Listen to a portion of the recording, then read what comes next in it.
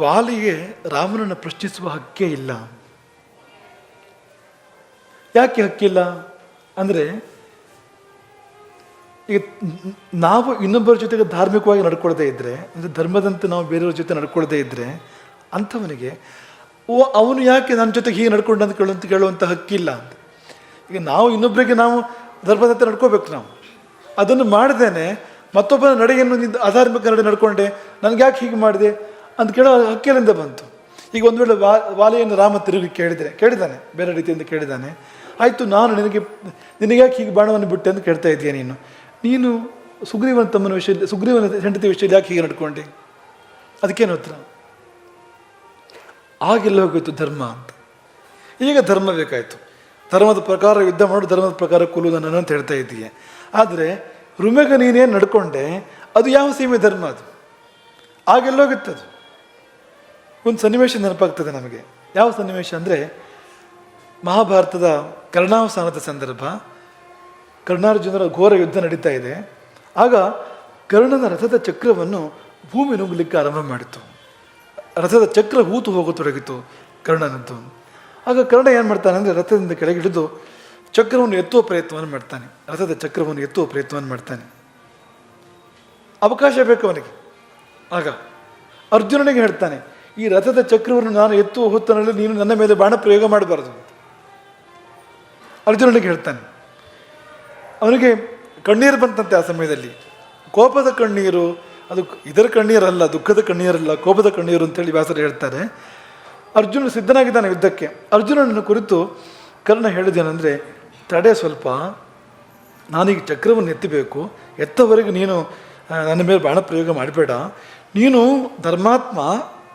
ಅರ್ಜುನನಿಗೆ ಕರ್ಣ ಹೇಳುವಂಥದ್ದು, ನೀನು ಧರ್ಮಾತ್ಮ, ವಿಖ್ಯಾತ. ನೀನು ಯುದ್ಧ ವಿದ್ಯೆಯಲ್ಲೇ ವಿಶಾರದ, ಯುದ್ಧ ಧರ್ಮದಲ್ಲಿ ಕೂಡ ವಿಶಾರದ.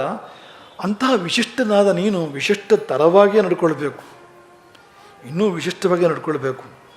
ನನ್ನ ಮೇಲೆ ಬಾಣ ಪ್ರಯೋಗ ಮಾಡಬಾರ್ದು. ಆಗ ಧರ್ಮಶಾಸ್ತ್ರವನ್ನು ಹೇಳ್ತಾನೆ ಕರ್ಣ. ಈಗ ಯಾರ್ಯಾರ ಮೇಲೆ ಬಾಣ ಪ್ರಯೋಗ ಮಾಡಬಾರ್ದು ಅಥವಾ ಶಸ್ತ್ರ ಪ್ರಯೋಗ ಮಾಡಬಾರ್ದು ಅಂದರೆ, ಕೂದಲು ಬಿಚ್ಚಿ ಹರಡಿದವನು, ಅವನ ಮೇಲೆ ಬಾಣ ಪ್ರಯೋಗ ಮಾಡಬಾರ್ದು. ಯುದ್ಧದಿಂದ ವಿಮುಖನಾಗಿರ್ತಕ್ಕಂಥವನು, ಬ್ರಾಹ್ಮಣ, ಕೈ ಮುಗಿದು ಬೇಡ್ತಾ ಇರ್ತಕ್ಕಂಥವನು, ಶರಣಾಗತನಾದವನು, ಶಸ್ತ್ರವನ್ನು ಕೆಳಗಿಟ್ಟವನು, ಇಂಥವರೆಲ್ಲರ ಮೇಲೆ ಶಸ್ತ್ರ ಪ್ರಯೋಗವನ್ನು ಮಾಡಬಾರ್ದು. ಬಾಣವಿಲ್ಲದವನು, ಕವಚವಿಲ್ಲದವನು, ಆಯುಧ ಭಗ್ನವಾಗಿರ್ತಕ್ಕಂಥವನು, ಆಯುಧ ಕೈ ಜಾರಿರ್ತಕ್ಕಂಥವನು, ಇವ್ರ ಮೇಲೆಲ್ಲ ಬಾಣ ಪ್ರಯೋಗವನ್ನು ಮಾಡಬಾರ್ದು. ಇದು ಯುದ್ಧ ಧರ್ಮ. ಹಾಗಾಗಿ ನಿಲ್ಲು, ನಾನೀಗ ಕೆಳಗಿಳಿದಿದ್ದೇನೆ, ನೀನು ರಥದಲ್ಲಿದೆಯೇ, ನನ್ನ ಮೇಲೆ ಬಾಣ ಪ್ರಯೋಗ ಮಾಡಬಾರ್ದು. ಈ ಪ್ರಶ್ನೆಗೆ ಉತ್ತರ ಕೊಡುವ ಅವಕಾಶವನ್ನು ಅರ್ಜುನನಿಗೆ ಕೃಷ್ಣ ಕೊಡೋದಿಲ್ಲ. ಕೃಷ್ಣನೇ ಉತ್ತರ ಕೊಡ್ತಾನೆ. ಕೃಷ್ಣ ಏನು ಉತ್ತರ ಕೊಟ್ಟ ಅಂದರೆ, ಅದೃಷ್ಟವೇ ಇದು ಅಂತ. ಯಾಕೆ ನಿನಗೆ ಧರ್ಮದ ನೆನಪಾಯಿತು. ಕರ್ಣನಿಗೆ ಕೃಷ್ಣ ಹೇಳುವಂಥದ್ದು ಭಾಗ್ಯ. ಯಾಕೆಂದರೆ ಕರ್ಣನಿಗೆ ಧರ್ಮದ ನೆನಪಾಗಿದೆ ಇವತ್ತು. ಯಾವಾಗ?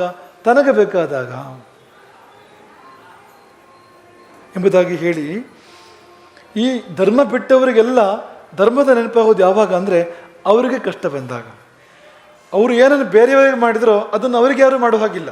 ಈಗ ಅವರು ಬೇರೆಯವರಿಗೆ ಪಾಪ ಮಾಡಿರ್ತಾರೆ, ದೋಷ ಮಾಡಿರ್ತಾರೆ, ತೊಂದರೆ ಮಾಡಿರ್ತಾರೆ, ಆದರೆ ಬೇರೆ ಯಾರು ಅವ್ರಿಗೆ ಮಾಡೋ ಹಾಗಿಲ್ಲ. ಅದನ್ನು ಆ ಸಮಯದಲ್ಲಿ ಎಲ್ಲ ಧರ್ಮಶಾಸ್ತ್ರದ ನೆನಪಾಗ್ತದೆ. ಪಾತಕಿಗಳಿಗೆ ಕಾನೂನು ಜ್ಞಾನ ಇರುವಷ್ಟು ಪುಣ್ಯಾತ್ಮರಿಗೆ ಇರೋದೇ ಇಲ್ಲ ಯಾವಾಗಲೂ ಅಂತ. ಅವರಿಗೆ ಪಾತಕಿಗಳಿಗೆ ತುಂಬ ಕಾನೂನು ಜ್ಞಾನ. ಹಾಗಾಗಿ ಅವರು ಎಲ್ಲ ಕಾನೂನು ಉಲ್ಲೇಖ ಮಾಡಿ ಹೇಳ್ತಾ ಇರ್ತಾರೆ, ಈ ಕಾನೂನು ಪ್ರಕಾರ ನನಗೆ ಶಿಕ್ಷೆ ಕೊಡುವಂತೆ ಇಲ್ಲ ಅಂತ, ಟೆಕ್ನಿಕಲಿ ತೊಂದರೆ ಇದೆ ಇದಕ್ಕೆ ಅಂತ ಪ್ರಸ್ತಾಪ ಮಾಡ್ತಾರೆ ಅವರು. ಆದರೆ ಅವರು ಕಾನೂನು ಮುರಿದು ಹತ್ಯೆ ಮಾಡುವಾಗ, ಚೌರ್ಯ ಮಾಡುವಾಗ ಅಥವಾ ಒಂದು ಮಾನಹಾನಿ ಮಾಡುವಾಗ ಅವರಿಗೆ ಕಾನೂನಿನ ಪ್ರಜ್ಞಾನ ಇರೋದಿಲ್ಲ, ನೆನಪಾಗೋದಿಲ್ಲ. ಅದನ್ನೇ ಕೃಷ್ಣ ಹೇಳುವಂಥದ್ದು. ಕೃಷ್ಣ ಕರ್ಣನಿಗೆ ಕೇಳ್ತಾನೆ, ಸಭಾ ಮಧ್ಯದಲ್ಲಿ ದ್ರೌಪದಿಯನ್ನು ಎಳೆದು ತರಿಸಿದರೆ ನೀವು, ಎಲ್ಲ ಪಾಪಗಳಿಗೆ 4 ಒಟ್ಟಿಗೆ ಸಹಭಾಗಿಗಳು, ದುರ್ಯೋಧನ, ದುಶಾಸನ, ಕರ್ಣ, ಶಕುನಿ, 4 ಸೇರೆ ಮಾಡಿರ್ತಕ್ಕಂಥದ್ದು. ಯಾವುದೇ ಪಾಪಕ್ಕೆ ಕರ್ಣ ಹೊರತಲ್ಲ, ಪ್ರತಿಯೊಂದು ಪಾಪಕ್ಕೂ ಕೂಡ ಕರ್ಣ ಭಾಗಿಯೇ. ಅಲ್ಲಿ ಕರ್ಣನನ್ನು ಕೇಳ್ತಾನೆ, ದ್ರೌಪದಿಯನ್ನು ಸಭೆಗೆ ಎಳೆಸಿ ತರಿಸಿದೆಯಲ್ಲ ನೀನು, ಆಗ ಎಲ್ಲೋಗುತ್ತು ಧರ್ಮದ ನೆನಪಾಗಲಿಲ್ಲ ನಿನಗೆ? ಆ ಸಮಯದಲ್ಲಿ ಅಕ್ಷಯ ವಿದ್ಯೆ ಗೊತ್ತಿಲ್ಲ, ದ್ಯೂತ ವಿದ್ಯೆ ಗೊತ್ತಿಲ್ಲ ಅಂತ ಧರ್ಮರಾಜನನ್ನು ಕೂರಿಸಿ ಕಪಟದ ದ್ಯೂತವನ್ನು ಆಡಿದ್ರಲ್ಲ, ಮೋಸದ ಜೂಜನ್ನು ಆಡಿದ್ರಲ್ಲ, ಧರ್ಮ ಆಗ ಇರಲಿಲ್ವಾ? ವನವಾಸ ಮುಗಿದು 13 ವರ್ಷ ಕಳೆದು ನಾವು ಬಂದೆವು. ಪಾಂಡವರು ಮರಳಿ ಬಂದರು, ರಾಜ್ಯ ಕೊಡಬೇಕಾಗಿತ್ತು, ಕೊಡಲಿಲ್ಲ. ಧರ್ಮ ಆಗಿಲ್ಲೋಗಿತ್ತು. ಭೀಮಸೇನನಿಗೆ ವಿಷಮಣಿಸಿದಿರಿ, ಸರ್ಪಗಳಿಂದ ಕಚ್ಚಿಸಿದಿರಿ, ಧರ್ಮ ಆಗಿಲ್ಲೋಗಿತ್ತು. ವಾರಣಾವತದಲ್ಲಿ ಪಾಂಡವರನ್ನು ಸುಡಿಸುವಾಗ ಧರ್ಮ ಇರಲಿಲ್ವಾ? ಇನ್ನು ಇದಂತೂ ನೇರ ಇವನಿಗೆ ತಗುಲುವಂಥದ್ದು, ನನಗೆ ಕರ್ಣನಿಗೆ. ಸಭೆಯಲ್ಲಿ ದುಶ್ಯಾಸನನ ಹಿಡಿತದಲ್ಲಿ ರಜಸ್ವಲಿಯಾದ ದ್ರೌಪದಿ ಇದ್ದಳು. ಅವಳನ್ನು ಎಲ್ಲರೂ ಪೀಡಿಸ್ತಾ ಇದ್ರು, ಆ ದುಷ್ಟರು ಎಲ್ಲರೂ ಸೇರಿ ಪೀಡಿಸ್ತಾ ಇದ್ರು. ನೀನು ಎಲ್ಲಿ ಹೋಗಿದ್ದಾಗ? ಎಲ್ಲಿ ಹೋಗೋದಿರಲಿ, ನೀನೇ ಅಸಭ್ಯವಾಗಿ ಅವಳ ಹತ್ತಿರ ಹೋಗಿ ಅವಳನ್ನು ಅಶ್ಲೀಲ ಶಬ್ದಗಳಿಂದ ನಿಂದೆ ಮಾಡಿದೀಯ ನೀನು ಆ ಸಂದರ್ಭದಲ್ಲಿ. ಆಗೆಲ್ಲೋಗಿತ್ತು ಧರ್ಮ? ಪತಿ ಮನ್ಯಂ ವೃಣೀಶ್ವ, ಪಾಂಡವರೆಲ್ಲ ಸತ್ರು, ನೀ ಬೇರೆ ಯಾರನ್ನಾರು ಆರಿಸ್ಕೋ, ನಾನೂ ಆಗ್ಬೋದು, ದುರ್ಯೋಧನೂ ಆಗ್ಬೋದು ಅಂದ್ಯಲ್ಲ. ಆಗೆಲ್ಲೋಗಿತ್ತು ಧರ್ಮ? ಗೌಹು ಗೌಹು ಅಂತ ಹೇಳಿಸ್ತಾನೆ ಸೀತೆಯನ್ನು ಕರ್ಣ ಆ ಸಂದರ್ಭದಲ್ಲಿ. ಗೌಹು ಅಂದರೆ ಹಸು ಅಂತ. ಹಸು ಅಂದರೆ ಏನು? ಇಂಥವ್ರು ಗಂಡ ಅಂತ ಇಲ್ಲ ಅವಳಿಗೆ ಅಂತ ಅವನು ಹೇಳೋದು. ಯಾವಾಗ ಹೇಳ್ತಾ ಇರೋದು? ಅವಳು ವಸ್ತ್ರಾಪರಣ ಆಗ್ತಾ ಇದೆ ಸಭೆಯಲ್ಲಿ. ಕರ್ಣನನ್ನು ಭಾಳ ಎತ್ತಿ ಮಾತಾಡ್ತಾರೆ ಎಷ್ಟೋ ಜನರು, ಅವ್ರಿಗೆ ಈ ಅಂಶಗಳು ಕಂಡಿಲ್ಲ ಅಂತ. ದಾನಶೂರ ಕರ್ಣ ಅಂದರೆ ಏನು? ದಾನಶೂರ ಕರ್ಣ ಇಂಥ ಕೆಲಸಗಳನ್ನ ಮಾಡಿದ ಮೇಲೆ ಆ ದಾನಕ್ಕೆ ಏನು ಫಲ ಇದೆ, ಏನು ಬೆಲೆ ಇದೆ ಅಂತ. ಅಭಿಮನ್ಯುವನ್ನು ನೀವೆಲ್ಲ ಸೇರಿ ಕೊಂದಿರಿ. ಬಾಲಕನಾದ ಅಭಿಮನ್ಯುವನ್ನು ಮಹಾರಥರು, ಹಿರಿಯರು ನೀವೆಲ್ಲ ಸೇರಿ ಕೊಂದಿರಿ. ಧರ್ಮ ಆಗ ಇರಲಿಲ್ವಾ? ಯುದ್ಧ ಧರ್ಮ ಆಗ ಎಲ್ಲೋಗಿತ್ತು ಅಂತ ಹೀಗೆ ಪಟ್ಟಿ ಮಾಡಿ ಕೇಳ್ತಾನೆ ಕೃಷ್ಣ. ಈ ಪ್ರಶ್ನೆಗಳನ್ನು ಕೇಳಿದಾಗ ಕರ್ಣ ನಾಚಿಕೆಯನ್ನು ತಲೆ ತಗ್ಗಿಸಿದ, ಒಂದು ಉತ್ತರ ಕೊಡಲಿಲ್ಲ ಎಂಬುದಾಗಿ ವ್ಯಾಸರ ಹೇಳ್ತಾರೆ. ನೋತ್ತರಂ ಕಿಂಚಿದುಕ್ತವ ಲಜ್ಜೆ ಯಾವನತೋ ಭೂತ್ವ, ಲಜ್ಜೆಯಲ್ಲಿ ತಲೆ ತಗ್ಗಿಸಿದ. ಏಕೆಂದರೆ ಸತ್ಯವೇ ಹೌದದು. ಎಂದೂ ಪಾಲಿಸದ ಧರ್ಮ ಇಂದು ಬೇಕಾಯ್ತಾ? ಹಾಗೆ ವಾಲಿ ವಿಷಯದಲ್ಲಿ ಏನಾಗ್ತದೆ ಅಂದರೆ, ಯಾವಾಗ ವಾಲಿ ಅಧಾರ್ಮಿಕವಾದ ಕಾರ್ಯವನ್ನು ಮಾಡಿದನೋ, ನನ್ನನ್ನು ಹೀಗೆ ಧರ್ಮದಿಂದ ಕೊಲ್ಲಬೇಕು ಎನ್ನಲಿಕ್ಕೆ ಹಕ್ಕು ಹೋಯಿತು. ಇನ್ನೊಬ್ಬ ನೀನು ಧರ್ಮವಂತ ನನ್ನ ಪ್ರಶ್ನೆ ಮಾಡಲಿಕ್ಕೆ ಅವನಿಗೆ ಹಕ್ಕು ಹೋಯಿತು. ಹಾಗಾಗಿ ಪ್ರಶ್ನೆಯನ್ನೇ ಕೇಳುವಂತೆ ಇಲ್ಲ ವಾಲಿ. ಪ್ರಶ್ನೆಯನ್ನು ಬೇರೆಯವರು ಕೇಳ್ಬೋದು, ಅದಕ್ಕೆ ಉತ್ತರ ಕೊಡಬೇಕಾಗ್ತದೆ. ತಾತ್ವಿಕವಾಗಿ ನೋಡಿದಾಗ ವಾಲಿ ಅಂದರೆ ಯಾವುದು? ಅದು ಇಂದ್ರ ಅಂಶ. ಅದು ವಾಲಿ ಎನ್ನುವಂಥದ್ದು. ಈಗ ಪ್ರಪಂಚವನ್ನು ರಾವಣ ಪೀಡಿಸಿದ್ದಾನೆ. ಪ್ರಪಂಚ ಪಾಲಕರಾದ ದೇವತೆಗಳನ್ನು ಕೂಡ ಬಹುವಾಗಿ ಪೀಡಿಸಿದ್ದಾನೆ ರಾವಣ. ಆಗ ದೇವತೆಗಳು ಎಲ್ಲ ಜೀವಗಳ ಪರವಾಗಿ ದೇವತೆಗಳು ಮುಂದಾಗಿ ಬಂದು ವಿಷ್ಣುವಿನಲ್ಲಿ ಪ್ರಾರ್ಥನೆ ಮಾಡಿದ್ದಾರೆ. ರಾವಣನನ್ನು ಕೊಂದು ನಮಗೆ ರಕ್ಷಣೆ ಕೊಡು ಎಂಬುದಾಗಿ ಪ್ರಾರ್ಥನೆ ಮಾಡಿದ್ದಾರೆ ದೇವತೆಗಳು. ವಿಷ್ಣು ಒಪ್ಪಿದ್ದಾನೆ. ಅವನು ರಾಮನಾಗಿ ಅವತರಿಸಿ ಬಂದಿದ್ದಾನೆ. ಎಲ್ಲ ದೇವತೆಗಳು ಕೂಡ ಅವತಾರ ಮಾಡಿ ಬಂದಿದ್ದಾರೆ. ಇಂದ್ರ ವಾಲಿಯಾಗಿ, ಸೂರ್ಯ ಸುಗ್ರೀವನಾಗಿ, ಬೃಹಸ್ಪತಿ ದಾರನಾಗಿ, ಅಥವಾ ಅಗ್ನಿ ನೀಲನಾಗಿ ಅವತರಿಸಿ ಬಂದಿದ್ದಾರೆ. ಎಲ್ಲ ಸೇರಿ ಮಾಡಬೇಕಾದ ಕಾರ್ಯ ರಾವಣ ಸಂಹಾರ. ಇದು ತತ್ವ. ಇದು ತಾತ್ವಿಕವಾಗಿ ವಾಲಿ ಅದಕ್ಕೆ ಒದಗಿ ಬರಬೇಕಾಗಿತ್ತು. ಆದರೆ ಎಷ್ಟೋ ಮೊದಲೇ ಈ ವಾಲಿ ದಾರಿ ತಪ್ಪಿಯಾಗಿದೆ. ಯಾವಾಗ ರಾವಣನ ಜೊತೆಗೆ ಮೈತ್ರಿ ಮಾಡಿಕೊಂಡ ಅವನು, ಯಾವಾಗ ನಿನ್ನ ಸತಿ ನನ್ನ ಸತಿ, ನನ್ನ ಸತಿ ನಿನ್ನ ಸತಿ ಎಂಬ ಮಾತನ್ನು ರಾವಣನಿಗೆ ಆಡಿದ, ಅಲ್ಲಿಗೆ ಮುಗೀತದು ಅಂತ. ಹಾಗಾಗಿ ಆ ತತ್ವ ದಾರಿ ತಪ್ಪಿದೆ. ಅದು ಯಾವಾಗ ಮಿತಿಮೀರಿ ದಾರಿ ತಪ್ಪಿತು ಅಂದರೆ, ರುಮೆಯ ವಿಷಯದಲ್ಲಿ ತಪ್ಪಿ ನಡೆದಾಗ, ಆಗ ನೈತಿಕತೆ ಹೋಗ್ಬಿಡ್ತಾರೆ ಸಂಪೂರ್ಣವಾಗಿ. ಅದಕ್ಕಿಂತ ಮುಂದೆ ದಾರಿಗಿಲ್ಲ, ಅದು ಮುಗಿದು ಹೋಗಲೇಬೇಕು ಆ ತತ್ವ ಅದು. ಹಾಗಾಗಿ ವಿಧಿ ಅಂಗದನನ್ನು ಸಜ್ಜುಗೊಳಿಸಿತು. ವಾಲಿ ಮಾಡಬೇಕಾದ ಕಾರ್ಯವನ್ನು ಮುಂದೆ ಅಂಗದ ಮಾಡ್ತಾನೆ. ಅದೇನದು ಅಂದರೆ ಇಂದ್ರಾಂಶ. ಅದು ಅಲ್ಲಿ ಮುಂದುವರಿತದು ಇಂದ್ರಾಂಶ. ಅದು ಅಂಗದನ ಮೂಲಕವಾಗಿ ನೀವು ಮುಂದೆ ನೋಡ್ತೀರಿ. ನಾಯಕತ್ವವನ್ನು ಅಂಗದ ವಹಿಸ್ತಾನೆ ಮುಂದಕ್ಕೆ. ಈ ಯುದ್ಧದಲ್ಲಿ ಕೂಡ ಹನುಮಂತನನ್ನು ಹೊರತುಪಡಿಸಿದರೆ ಅವನೇ ನಾಯಕ, ಅಂಗದನೇ ನಾಯಕ. ಹಾಗಾಗಿ ಅಂಗದನನ್ನು ವಿಧಿ ಸಜ್ಜುಗೊಳಿಸಿ ಆಯಿತು. ಯಾಕೆ ಅಂದರೆ ಇದೇನು ಉಪಯೋಗ ಇಲ್ಲ ಅಂತ. ಇದು ಕೆಟ್ಟೋಯ್ತು ಪೂರ್ತಿ. ಇದನ್ನು ಸರಿಪಡಿಸೋಕ್ಕೆ ಜಾಗ ಇಲ್ಲ. ಇನ್ನು ಇದನ್ನು ಶುದ್ಧ ಮಾಡಿ ಪಂಚಗವ್ಯ ಹಾಕಿ ಸ್ವಸ್ಥಾನಕ್ಕೆ ಸೇರಿಸಬೇಕು ಮಾತ್ರ ಹೊರತು ಇಲ್ಲಿ ಉಪಯೋಗಕ್ಕೆ ಬರುವಂಥದ್ದಲ್ಲ ಅಂತ. ಆ ಕಾರಣಕ್ಕಾಗಿ ತಾತ್ವಿಕವಾಗಿ ನೋಡಿದಾಗ ವಾಲಿ ಅಲ್ಲಿ ಮುಗಿಯಲೇಬೇಕು ಆ ಪಾತ್ರ, ಅದು ಮುಂದುವರಿಯುವಂತೆ ಇಲ್ಲ. ಹಾಗಾಗಿಯೇ ಅಂಗದನನ್ನು ವಾಲಿ ರಾಮನಿಗೆ ಒಪ್ಪಿಸ್ತಾನೆ. ಹಾಗಾಗಿಯೇ ಮುಂದಕ್ಕೆ ಸಾಯುವ ಮೊದಲು ಅಂಗದನಿಗೆ ವಾಲಿ ಅಪ್ಪಣೆ ಕೊಡ್ತಾನೆ. ನೀನು ರಾಮನ ಸೇವೆ ಮಾಡಬೇಕು, ನೀನು ಸುಗ್ರೀವನಿಗೂ ಕೂಡ ಹಿತನಾಗಿರಬೇಕು. ಸುಗ್ರೀವನಿಗೂ ಹೇಳ್ತಾನೆ ವಾಲಿ, ಇವನು ಮುಂದೆ ಯುದ್ಧದ ಸಮಯದಲ್ಲಿ ಇವನೇ ಮುಂದಾಗಿ ಅನೇಕ ಸಾಹಸ ಕಾರ್ಯಗಳನ್ನು ಮಾಡ್ತಾನೆ. ಕೊನೆಯ ಮಾತುಗಳು ಅವೆಲ್ಲ ವಾಲಿಯದ್ದು. ಏನದು ಅಂದರೆ ಜವಾಬ್ದಾರಿ ಅಲ್ಲಿಗೆ ಹೋಯಿತು. ವಾಲಿ ಮಾಡಬೇಕಾಗಿದ್ದು ಇಂದ್ರ ತತ್ವ ಅಲ್ಲೇ ನಿತ್ತು, ಅದು ಅಲ್ಲಿಗೆ ಸಂಕ್ರಾಂತವಾಯಿತು. ಆ ಸಂಕ್ರಮಣಗೊಳಿಸುವ ಪರಿಯೇ ವಾಲಿಯ ಆ ಕೊನೆಯ ಮಾತುಗಳು. ಹಾಗಾಗಿ ವಾಲಿಗೆ ಇನ್ನು ಮುಂದೆ ಮುಂದುವರಿಕೆಯ ಅವಕಾಶವಿಲ್ಲ. ಮತ್ತು ಇನ್ನೊಂದೇನು ಅಂದರೆ, ಈಗ ರಾವಣನ ಪಕ್ಷದಲ್ಲಿ ಯಾರೂ ಉಳಿಬಾರ್ದು. ಹಾಗಾಗಿ ಪಂಚವಟಿಯಲ್ಲಿ ರಾವಣ ಸಾಯಲಿಲ್ಲ. ಸೀತಾಪಹಾರಕ್ಕೆ ಯಾಕೆ ಅವಕಾಶ ಆಯಿತು ರಾವಣನಿಗೆ? ಅನೇಕರಿಗೆ ಪ್ರಶ್ನೆ ಇದೆ. ಕದ್ಕೊಂಡು ಹೋಗೇ ಬಿಟ್ಟನಲ್ಲ ಸೀತೆಯನ್ನು, ಧರ್ಮ ಎಲ್ಲೋ ಹೋಯ್ತು ಆಗಿದ್ರೆ? ಸೀತೆಯನ್ನು ಮುಟ್ಲಿಕ್ಕೆ ಸಾಧ್ಯ ಆಯಿತಾ? ಎತ್ಕೊಂಡು ಹೋಗ್ಲಿಕ್ಕೆ ಸಾಧ್ಯ ಆಯಿತಾ? ಅಯ್ಯೋ ದೇವರೇ ಅಂತ ಬೇಜಾರು ಮಾಡ್ಕೋತಾರೆ. ಅದು ಹಾಗಲ್ಲ. ಅದು ಇಡೀ ರಾವಣನ ತಂಡವೇ ಸಾಯಬೇಕಾಗಿದೆ. ಸಂಪೂರ್ಣ ರಾವಣ ಇಡೀ ಬಳಗವೇ ಸಾಯಬೇಕಾಗಿದೆ. ಸಾಯಬೇಕು ಅಂದ್ರೆ ಇದಾಗಬೇಕು, ಅಲ್ಲಿಗೆ ಹೋಗಬೇಕು ಸೀತೆ. ರಾಮ ಅಲ್ಲಿಗೆ ಹೋಗಿ ಎಲ್ಲರನ್ನೂ ಕೊಲ್ಲಬೇಕಾಗ್ತದೆ. ಹಾಗಾಗಿ ರಾವಣನ ಪಕ್ಷದಲ್ಲಿ ಯಾರೂ ಉಳಿಬಾರ್ದು. ಹಾಗಂತ ಕಿಷ್ಕಿಂಧೆಯಲ್ಲಿ ಇನ್ಯಾರೂ ಸಾಯಬಾರ್ದು. ವಾಲಿ ಒಬ್ಬನೇ ಸಾಯಬೇಕು ಅಲ್ಲಿ, ಮತ್ತಾರು ಸಾಯಬಾರ್ದು. ಅವರೆಲ್ಲರ ಸೇವೆ ರಾಮನಿಗೆ ಸಲ್ಲಬೇಕಾಗಿದೆ. ಈ ಹಿನ್ನೆಲೆ ಆಲೋಚನೆ ಮಾಡಿ, ಒಂದು ವೇಳೆ ವಾಲಿ ರಾಮರ ಮುಖಾಮುಖಿಯಾಗಿದ್ದರೆ ಅಂಗದನೂ ಸಾಯಬೇಕಾಗಿತ್ತು ವಾಲಿ ಜೊತೆಯಲ್ಲಿ. ಇನ್ನು ಅನೇಕ ಕಪಿವೀರರು ಸಾಯಬೇಕಾಗಿತ್ತು. ಯಾಕೆಂದರೆ ರಾಮನ ಪರಿಚಯ ಇಲ್ಲ ಅವರಿಗೆ. ವಾಲಿ ಜೊತೆಗೆ ಬರಬೇಕು ಯುದ್ಧಕ್ಕೆ ಅವರು, ವಾಲಿಯ ಪರವಾಗಿ. ಅನಿವಾರ್ಯವಾಗಿ ಅವರೆಲ್ಲರನ್ನು ರಾಮ ಕೊಲ್ಲಬೇಕು. ವಾಲಿ ತಾನು ಹೋಗಿದ್ದಲ್ಲದೆ ಎಲ್ಲರನ್ನೂ ಕೆಡಿಸಿದಂತೆ ಆಗ್ತಾ ಇತ್ತು, ಎಲ್ಲರನ್ನೂ ಹಾಳು ಮಾಡಿದಂತೆ ಆಗ್ತಾ ಇತ್ತು ಅಂತ. ಹಾಗಾಗಿ ತಾತ್ವಿಕ ಹಿನ್ನೆಲೆಯಲ್ಲಿ ನೋಡಿದಾಗ ಇದು ಒಂದನ್ನೇ ಆಪರೇಟ್ ಮಾಡಿ ತೆಗಿತಕ್ಕಂಥ ಪ್ರಕ್ರಿಯೆ ಇದು. ಮತ್ತು ಎಲ್ಲರನ್ನೂ ಉಳಿಸಿ ವಾಲಿನ ಮಾತ್ರ ತೆಗಿಬೇಕು ಅಲ್ಲಿ. ಹಾಗಾಗಿ ಈಗ ಒಂದು ಹಲ್ಲು ಹಾಳಾದರೆ ಆ ಒಂದು ಹಲ್ಲು ತೆಗೆದ್ರೆ ಸಾಕಲ್ವಾ ಅಂತ. ಈ ಜಾಣನಾದ ದಂತವೈದ್ಯನಾದರೆ ಆ ಹಲ್ಲು ಮಾತ್ರ ತೆಗಿತಾನೆ. ಇಲ್ಲ ಅಂದರೆ 5 ಹಲ್ಲು ತೆಗೆದುಬಿಟ್ರೆ ಏನು ಪ್ರಯೋಜನ ಹೇಳಿ? ಚೆನ್ನಾಗಿರೋ ಹಲ್ಲುಗಳನ್ನು ತೆಗೆದುಬಿಟ್ರೆ ಏನು ಪ್ರಯೋಜನ? ಹಾಗಾಗಿ ಉಳಿದವ್ರನ್ನ ಉಳಿಸ್ಬೇಕಾಗಿದೆ, ವಾಲ್ಗಿನ ಮಾತ್ರ ತೆಗಿಬೇಕಾಗಿದೆ.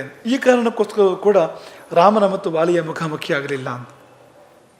ಮತ್ತೆ ಸೀತಾ ಕಾರ್ಯಕ್ಕೆ ವಾಲಿಯನ್ನು ರಾಮ ಬಳಸುವಂತೆ ಇಲ್ಲ. ಕೊನೆಯಲ್ಲಿ ಹೇಳಿದ್ನಲ್ಲ ವಾಲಿ, ನಾನೇ ಮಾಡಿಕೊಡ್ತಿದ್ದೆ ಈ ಕಾರ್ಯವನ್ನು, ಒಂದೇ ಹೊತ್ತಿನಲ್ಲಿ ಸೀತೆಯನ್ನು ಮರಳಿ ತಂದು ಕೊಡ್ತಾ ಇದ್ದೆ. ಒಂದು ಹೊತ್ತಲ್ಲ, ಒಂದೇ ಕ್ಷಣದಲ್ಲಿ ವಾಲಿ ಮಾಡುವುದಾದರೂ ಕೂಡ ರಾಮನಿಗದು ಬೇಡ. ಯಾಕೆ ಬೇಡ ಅಂದರೆ ನೈತಿಕ ಹಕ್ಕಿಲ್ಲ ಅಂತ.